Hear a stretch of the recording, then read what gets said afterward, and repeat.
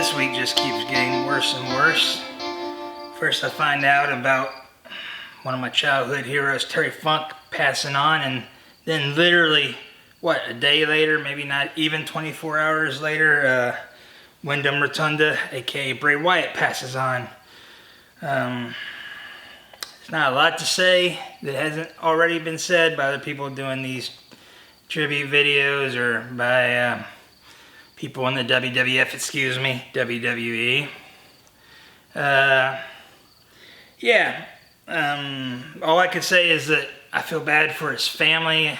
One of his granddad was a childhood hero of mine, Robert Wyndham, aka better known as Blackjack Mulligan. I loved watching his uncle, Barry Wyndham, as a kid. And so, this came as kind of a surprise, given that, it just made me think on my life because he passed on when he was 36. That's only a couple years or so younger than me.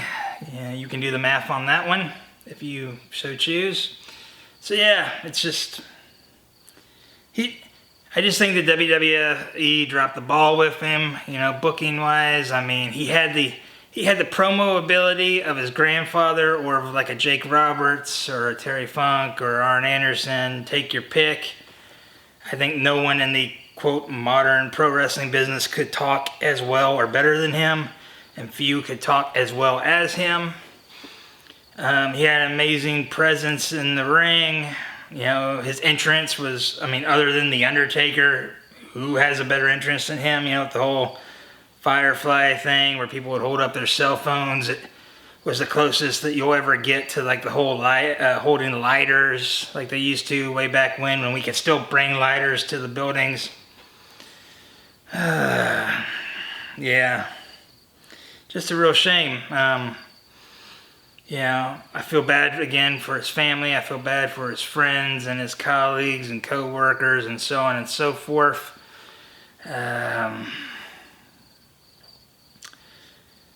Some of the memories that again, I don't have a whole lot of memories because I haven't been following the business over as hard as I used to when I was a kid. But, seeing him a few years ago work with The Undertaker, which, by the way, to this day, I think that when they broke Taker's streak, they should have had Bray Wyatt do it. But that's just me. Then you could have like a, more modern version of The Undertaker. Although they had Wyatt lose the first two Manias, so they couldn't have done the whole undefeated streak for him. But that's a whole another topic for a whole another video, I guess.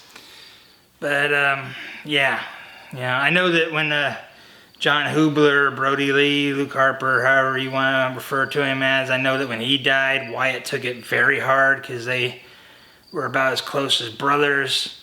So the one thing I personally take solace in is that there is something past this, that, he's up there with his best friend, with his granddad.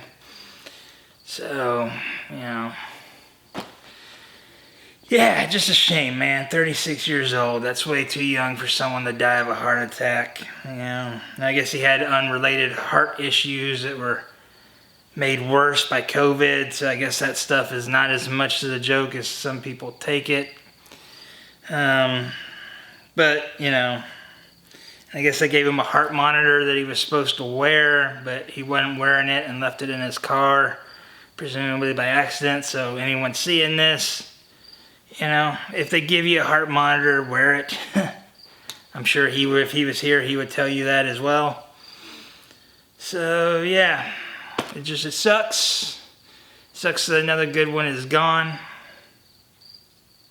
I'm going to miss the Wyatt family. I'm going to miss the Wyatt family entrance. That whole "we're here" thing and blowing into the lantern. I thought that was really cool.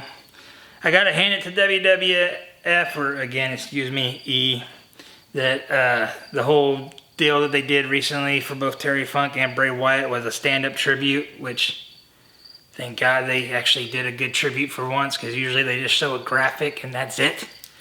They don't tell you anything about the guy, and, so I'm proud of them for actually doing something right for a change. So yeah. And the whole deal with they had the rocking chair out there, I thought that was pretty cool. That was another thing. I always loved his deals when he would just sit out on the rampway or the entranceway, whatever it's called, or sit in the ring and sit in his rocking chair and cut interviews and promos. It was almost like listening to like your granddad or your favorite uncle or something talk. And he just had a real way of speaking, had a real way of being captivating. So I think he was the best thing that happened to the business in the last 20 years, but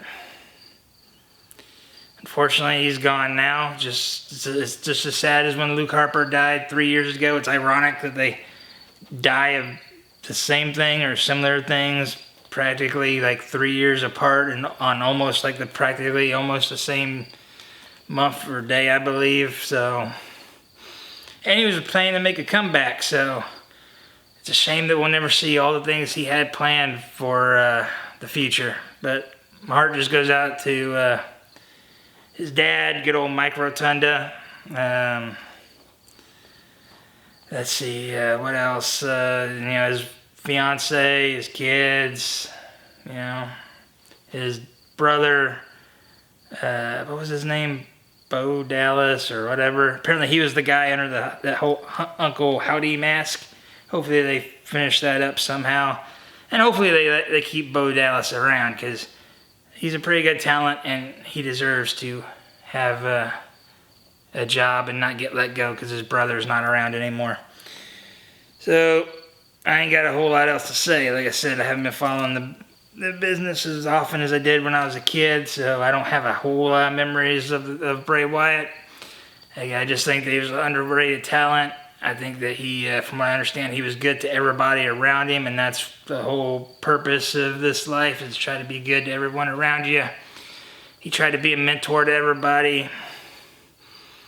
And yeah, I think he was the second coming of The Undertaker and Jake Roberts, but unfortunately that will never come to pass. So in closing, there's nothing else to say other than, once again, my heart goes out to his family and friends. And like he always said, follow the buzzards, and like I always say, stay true to yourself, and whatever you do, don't be afraid to get carried away.